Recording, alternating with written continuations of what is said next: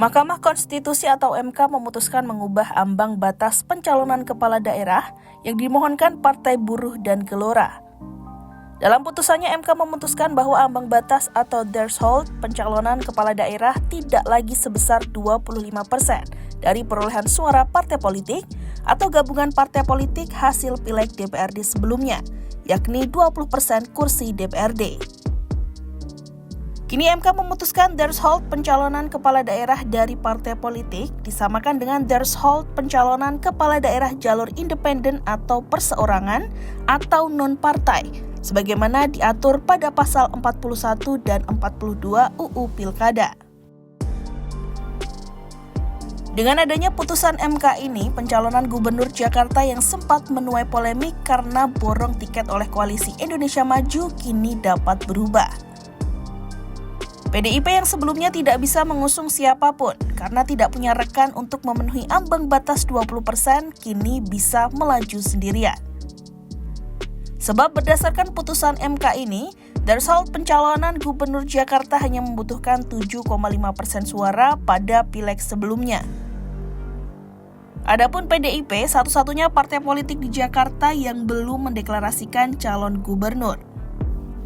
PDIP memperoleh 850.174 atau 14,1% suara pada pileg DPRD DKI Jakarta 2024. Mengabulkan permohonan para pemohon untuk sebagian.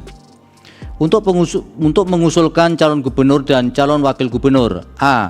Provinsi dengan jumlah penduduk yang termuat pada daftar pemilih tetap sampai dengan 2 juta jiwa. Partai politik atau gabungan partai politik peserta pemilu harus memperoleh suara sah paling sedikit 10% di provinsi tersebut.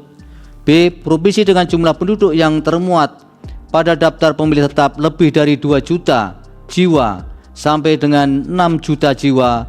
Partai politik atau gabungan partai politik peserta pemilu harus memperoleh suara sah paling sedikit 8,5% di provinsi tersebut. C. Provinsi dengan jumlah penduduk yang termuat pada daftar pemilih tetap lebih dari 6 juta jiwa sampai dengan 12 juta jiwa.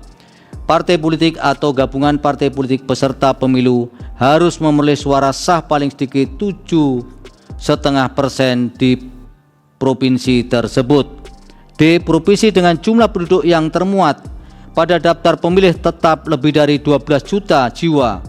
Partai politik atau gabungan partai politik peserta pemilu harus memperoleh suara sah paling sedikit 6,5% di provinsi tersebut.